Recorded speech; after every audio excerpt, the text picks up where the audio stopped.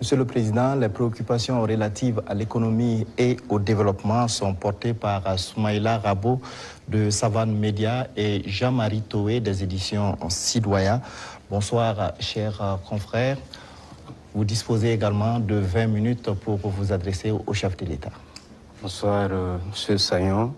Monsieur le Président, malgré la crise sécuritaire et la conjoncture internationale, l'économie burkinabé se porte bien, avec 1,5 de progrès sur le taux de croissance économique en 2024.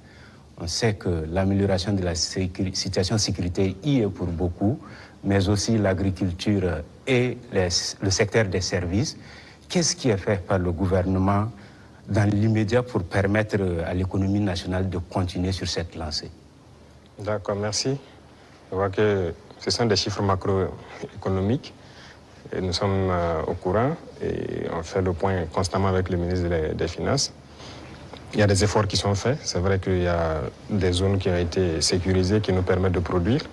Et donc la production agricole a beaucoup grimpé, ce qui permet une transformation au niveau des petites unités que nous avons, mais aussi de l'exportation pour les excédents de certains produits. Donc ça contribue beaucoup à la balance commerciale. Il y a aussi la question même de l'exploitation minière. Donc il y a un certain nombre de mines qui avaient arrêté l'exploitation, si vous vous souvenez, d'autres en 2020, d'autres en 2018 même, mais qui ont repris aussi. Et tout ça, ça contribue donc à cette croissance-là. Et nous poursuivons dans ce sens. Et actuellement, si vous voyez par exemple le secteur minier, la tendance du gouvernement, c'est d'exploiter notre or nous-mêmes. Donc il y a des mines qu'on vient de reprendre le contrôle, et on continuera à reprendre le contrôle petit à petit, ou à co-exploiter avec les sociétés qui sont déjà là. Parce que la règle, c'était quoi? Quelqu'un vient, il prend le permis, il l'exploite, 10% au gouvernement et le reste, c'est pour lui. Et d'ailleurs, 10%, on n'a pas de contrôle. Donc tout ça, actuellement, on est en train de reprendre le contrôle vraiment pour s'assurer qu'est-ce qu'il sort de notre sous-sol et prendre aussi une part importante. Donc tout ça contribue donc à la croissance économique, vu aussi les initiatives qu'on a lancées dans le domaine agricole. Beaucoup d'autres spéculations ont été donc financées et ça permet en tout cas une bonne croissance. Mais pour moi, le plus important, c'est quand souvent le ministre des Finances apporte les chiffres, il dit bon, c'est très bien, mais j'envoie quelqu'un, va au marché, tu vois, ce qu'on appelle Anampa Moré. Ça coûte combien une boîte de maïs, ça coûte combien une boîte de mil. Et va aussi dans tel, je prends les informations. Si le coût a baissé, on sait qu'il y a un impact sur la population. C'est ça qui est le plus important. Donc ce travail, on le fait constamment et les services de renseignement même sont mis à contribution pour qu'on ne dise pas un chiffre macroéconomique qui a une croissance de 1,5, mais qu'il n'y ait pas d'impact au niveau donc, des couches vulnérables surtout. Donc on continuera cette progression, s'il plaît à Dieu. Monsieur le Président, si la volonté c'est de soulager davantage le panier de la ménagère et améliorer le pouvoir d'achat du consommateur, peut-être faut regarder du côté de la SONABI, la Société nationale burkinabé d'hydrocarbures, que vous avez trouvé déficitaire en fin 2022 et qui est aujourd'hui pratiquement sur liquide, parce que c'est la championne des sociétés d'État. C'est la moitié des bénéfices de 2024 réalisés par les sociétés d'État. Est-ce qu'il ne faut pas maintenant diminuer le prix du carburant? D'accord, merci. Je pense que c'est une question que les gens peuvent se poser.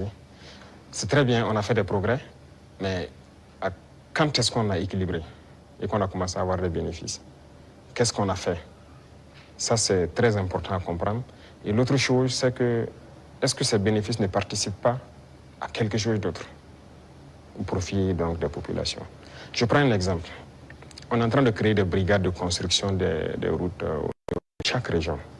Vous voyez notre réseau routier, déjà ce qui est existant est dégradé, même la RN1, si vous quittez ici jusqu'à surtout la zone de Kokologo et tout ça, c'est carrément dégradé. Ça veut dire qu'on a un besoin important d'investissement donc, dans le secteur des infrastructures routières. Et la SONABI doit participer beaucoup. Je viens de leur confier cette nouvelle mission parce que le carburant qui va ravitailler les différentes brigades, même le bitume et tout ça, la SONABI va devoir s'en charger. Si on baisse, le rythme va baisser. Mais vous voulez qu'on aille vite ou pas? Et il y a aussi une question de, je dirais pas de comparaison. Vous voyez, le carburant se retrouve moins cher au Burkina que certains pays côtiers. Nous, on part chercher le carburant là-bas, on fait le transport jusqu'au Burkina, mais c'est moins cher par rapport à ces pays. Vous pouvez expliquer ça? Si on doit monter à leur niveau, on ferait beaucoup de marches. Et là même, je peux vous dire qu'on pourra bitumer beaucoup plus de routes qu'on le pense. Mais on garde toujours comme ça parce qu'on veut aller vite. Aujourd'hui, vraiment, il faut remercier le peuple et les amis du Burkina Faso. Beaucoup de gens contribuent, par exemple, la façon Mebo pour embellir les villes, pour faire les routes et tout ça. Mais à un moment donné, le gouvernement aussi, d'abord, a commencé par financer, mais on va devoir financer pour que le rythme continue. Donc c'est une symbiose entre nous et le peuple. Et je pense que s'ils comprennent l'effort qu'on fait, là où leur argent part, les gens doivent comprendre que bon, on peut rester sur cette ligne. Quand on atteindra un objectif donné, on va pouvoir baisser, ça c'est logique. Personne ne va être riche et vouloir que ses enfants vivent dans la misère, si je peux dire ainsi. Donc les richesses seront partagées, mais nous avons du retard et on doit rattraper le retard. Tout de suite, par exemple, je vous disais qu'on ne peut pas continuer à payer l'équipement militaire, il faut qu'on produise. Et pour produire, vous avez besoin de construire des usines. Vous n'irez pas quelque part demander un prêt pour construire une usine de ce genre ou quoi. Non, personne ne va vous donner ça. Même les équipements qui constituent même l'usine, personne même ne va vous vendre. Donc ça, c'est à l'interne. Il y a beaucoup de choses qu'on fait. On ne vous donnera pas de prêt pour ça. Et regardez tous ces équipements de façon ou quoi. C'est combien de milliards? Ce n'est pas le prêt de quelqu'un. C'est l'argent du contribuable. Donc ce sont des choses, nous-mêmes on a souhaité, pour aller vite. Vous croyez que si j'avais un prêt de 200 milliards en 2023, moi j'équipais tout le Burkina Faso en 2023? Mais personne ne veut vous donner des prêts sur ce volet-là. Donc finalement, c'est l'argent du peuple qui équipe le peuple. Donc il y a beaucoup de domaines, on le fait nous-mêmes. Et donc ça a besoin d'un minimum de sacrifices. Quand on va atteindre le niveau, ne soyez pas surpris. Dès qu'on se sentira que, voilà, on peut le faire, on va le faire. Leur Excellence, dans le secteur des infrastructures, avec l'ONBA, Faso Mebo, tout comme dans les industries avec Faso Kosam, les usines de tomates, la SM Sosico, les mines, l'État est de plus en plus présent. Est-ce que l'État n'est pas en train de se substituer au privé? Ah, ça c'est une très bonne question. Alors, il faut faire un choix. Ça, c'est une chose. Et l'autre chose, il ne faut pas voir ça comme ça. Le privé a toujours des domaines d'activité. Mais il faut avoir cette capacité de s'adapter. Il y a des choses qui doivent revenir à l'État. Mais c'était donné au privé. Pourquoi?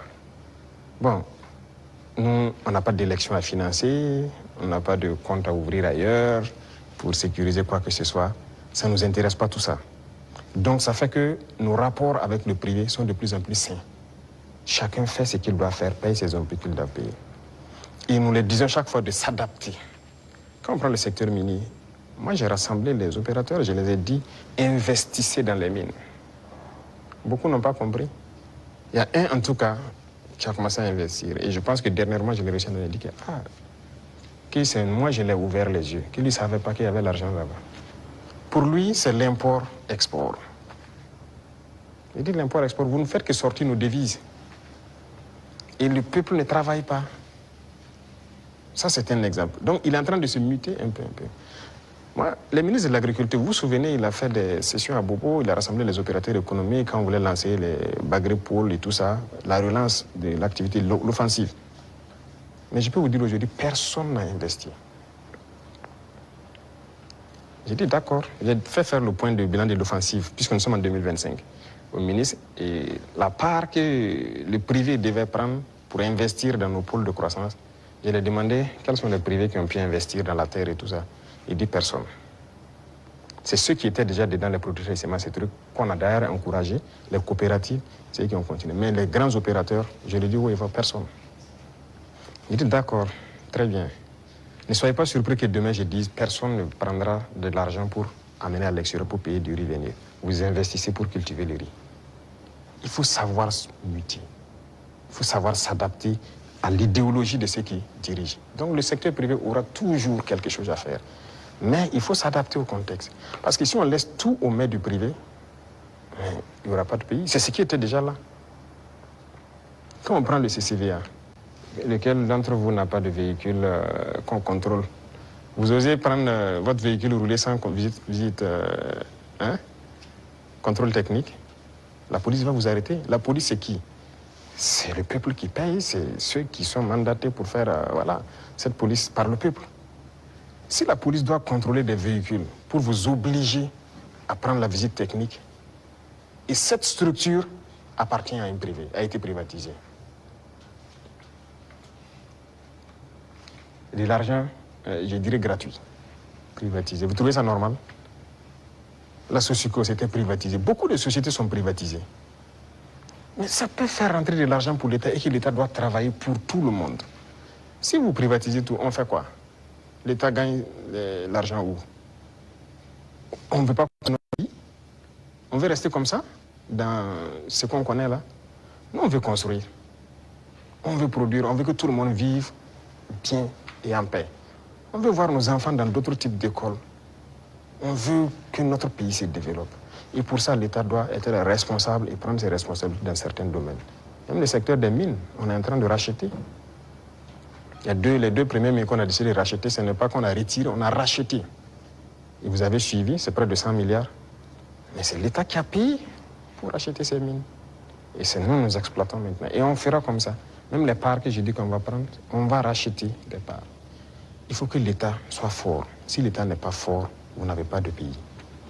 Ça, il ne faut pas se leurrer. Le capitalisme ne peut qu'être sauvage. Si vous laissez le capitalisme se développer à un certain niveau, finalement, vous allez vous perdre. Vous, si vous faites une industrie tout de suite pour fabriquer je ne sais pas quoi, vous voulez faire du profit. Au début, vous pouvez mettre une usine qui emploie peut-être 500 personnes. Et au fur et à mesure, vous robotisez. Finalement, votre usine, vous n'avez que 10 personnes. Devant un ordinateur qui travaille. Les 490 sont au chômage. Nous, on est contre ce système. On régule aussi. Certes, digitalisé, mais une certaine robotisation, on est contre. Donc, on a une idéologie qu'on va dérouler au fur et à mesure, mais il faut que les gens s'adaptent à l'idéologie. C'est pour le bien-être de tout le monde. Sinon, on va se retrouver dans des situations très inconfortables. Voilà. Monsieur le Président, est-ce que ça veut dire que vous attaquez à l'économie de marché, qui est enseignée aujourd'hui en sciences économiques et avec lequel les systèmes, les jeunes économistes grandissent? Parce qu'aujourd'hui, l'État vend du yaourt à travers Faso Kosam. Vous avez annoncé les Fasoyards. On se demande quand vous allez ouvrir les premières boutiques.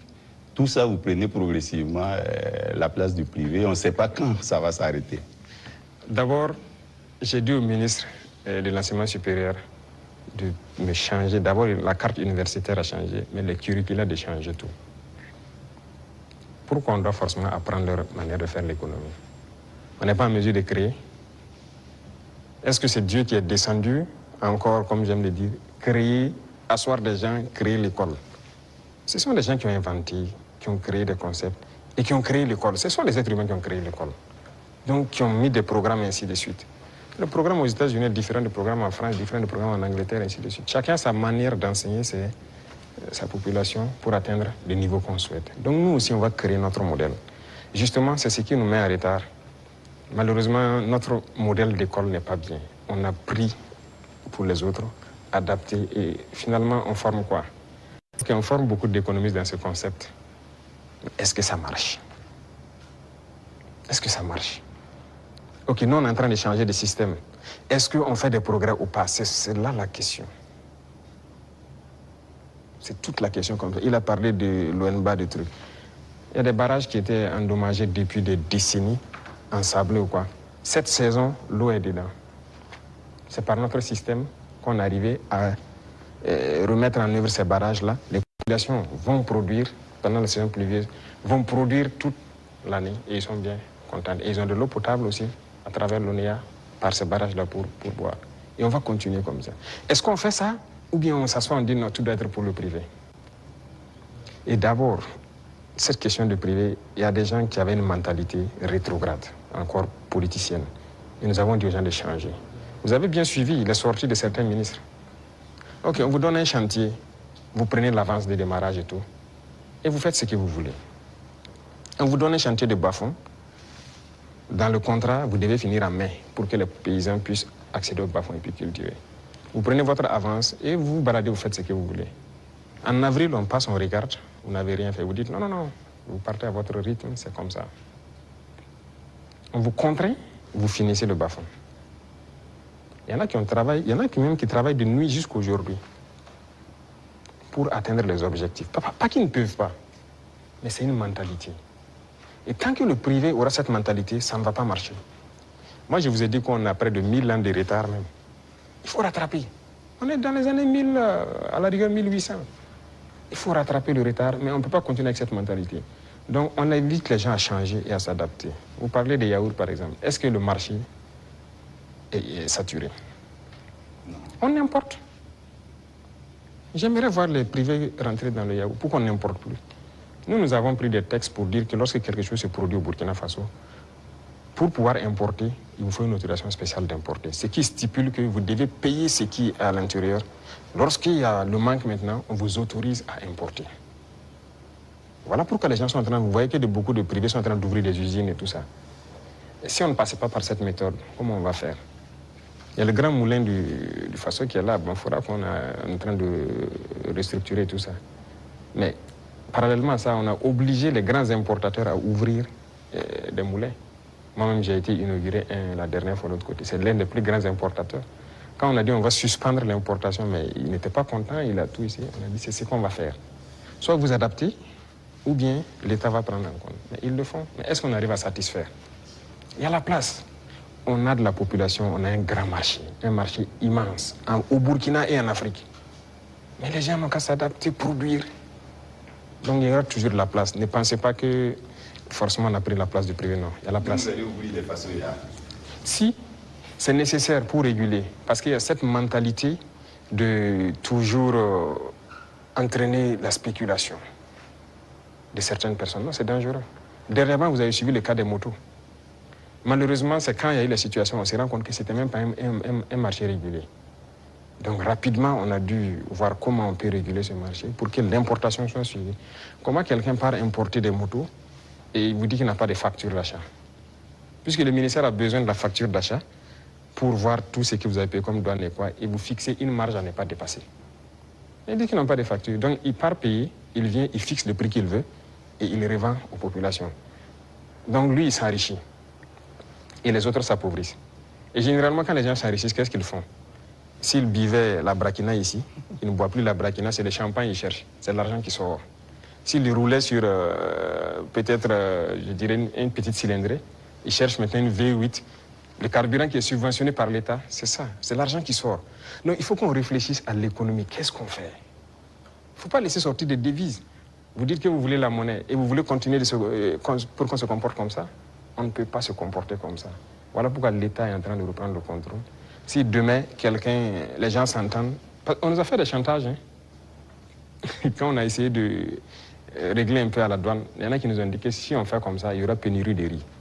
J'ai dit, OK, faites la pénurie de riz. Vous verrez ce que nous on va faire. Et si demain, des gens veulent s'entendre pour faire pénurie de riz, c'est nécessaire que l'État prenne en compte l'importation de riz. On est prêt à tout. Il faut que les gens changent de mentalité. Allez doucement, cherchez votre intérêt aussi petit soit-il, mais permettez aux autres Burkinabés de vivre et de ne pas les appauvrir. Monsieur le Président, on vous a vu à Lumbila auprès des femmes agricultrices, les accompagner, les soutenir. Mais au-delà de ça, qu'est-ce que vous faites pour donner davantage d'opportunités de gagner des revenus aux femmes du Burkina qui alimentent la petite économie dans les quartiers, dans les villages? Oui, très bien. Et ça, c'est l'un des points les plus importants. Et j'ai dit même au ministère de l'Action humanitaire qui s'occupe des questions des femmes de recentrer l'action, au lieu qu'on soit dans l'assistanat, de recentrer l'action sur la création d'emplois et des petites entreprises. Les femmes ont des qualités. Regardez la transformation à petite échelle de nos produits de consommation. Les femmes peuvent le faire très bien. Elles sont beaucoup plus patientes que les hommes. Hein, et elles savent bien faire certaines choses que les hommes. Il faut encourager à ce qu'elles le fassent. Moi, je suis passé à Tenkodogo le 8 mars, j'ai vu les femmes qui ont fait du couscous préfet, qui est bien pour les forces, le savon liquide qu'elles font et tout ça. J'ai donné des instructions pour qu'on paye le savon liquide de toutes ces femmes qui ont été formées et qui se débrouillent pour faire le savon liquide dans nos administrations. Parce que tout ce qui est là, c'est importé, même chez vous, dans vos bureaux. Tous les savons liquides importés, n'est-ce pas? C'est pas normal. Pendant que nos mamans fabriquent ça. Et quand j'ai dit de le faire en temps, m'a revenu que non, elles n'ont pas de structure formalisée. J'ai dit, je ne veux rien comprendre. Trouvez la formule, c'est leur savon, vous payez. Et vous amenez. Quelle question d'emballage, quoi. Même si moi, vous m'amenez dans mon bureau avec les bidons recyclés des eaux de boisson, là, je vais utiliser. C'est pas grave. En attendant qu'on ait ce qu'on... Pour qu'on veut le luxe, acceptons nos réalités, transformons ce dont on a besoin et consommons ça. Et on va évoluer au fur et à mesure. Une dame qui peut se transformer du savon à petite échelle, si on l'accompagne en lui donnant des marchés trucs, demain, elle peut avoir une grande entreprise qui produit et qui exporte. Voilà la mentalité qu'il faut qu'on développe. Et donc, j'ai dit au ministère, là, être là dans... Vous voyez, l'action humanitaire, l'assistanat, non. Il faut recenser les problèmes des femmes. On a beaucoup de produits qu'on est en train de faire aujourd'hui. On peut transformer, même à petite échelle, et trouver une formule de rassembler. J'ai discuté avec des femmes à Bobo. J'ai dit, par exemple, les produits oléagineux, les femmes peuvent produire l'huile brute par coopérative. Et trouver des gens qui ont un certain niveau, qui mettent une raffinerie en place. Et leur rôle, c'est de payer les huiles brutes et les raffiner pour donner de l'huile parfait sur le marché. Il faut qu'on aille vers ça.